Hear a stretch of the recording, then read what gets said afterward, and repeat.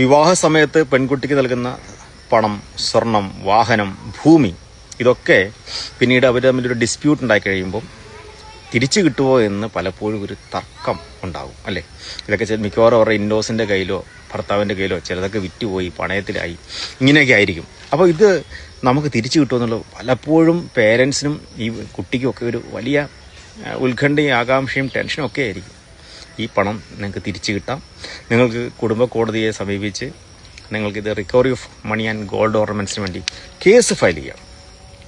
നിങ്ങളിവിടെ ശ്രദ്ധിക്കേണ്ട ഒരു കാര്യം, ഇപ്പം അത് ഈ ഗോൾഡ് ഓർണമെൻറ്റ്സ് ഒക്കെ വിറ്റുപോയി അല്ലേ, പണയപ്പെടുത്തി പോയി, തിരിച്ചിട്ട് കിട്ടില്ല എന്നുള്ള ഒരു അവസ്ഥയിലാണെങ്കിൽ നിങ്ങൾക്ക് അതിൻ്റെ ഇപ്പോഴത്തെ നിലവിലെ മാർക്കറ്റ് വാല്യൂവും റിക്കവർ ചെയ്യാനുള്ള പ്രൊവിഷൻസ് ഉണ്ട്.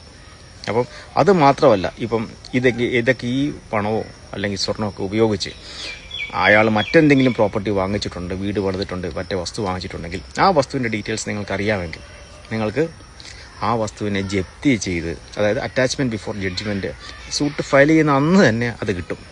അർജൻറ്റ് മെമ്മോ ഒക്കെ ഇട്ട് നമ്മൾ മൂവ് ചെയ്താൽ അന്ന് തന്നെ നമുക്ക് വാദം പറഞ്ഞാൽ മിക്കവാറും അന്ന് തന്നെ അത് ഓർഡർ ആവും.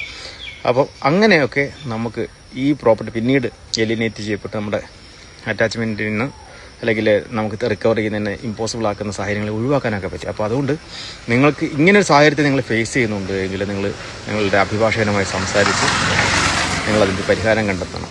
നിയമം നിങ്ങളുടെ സഹായത്തിനുണ്ട്. നിങ്ങളുടെ പണം നഷ്ടമാകില്ല. ഇത് മനസ്സിലാക്കി വെക്കുക.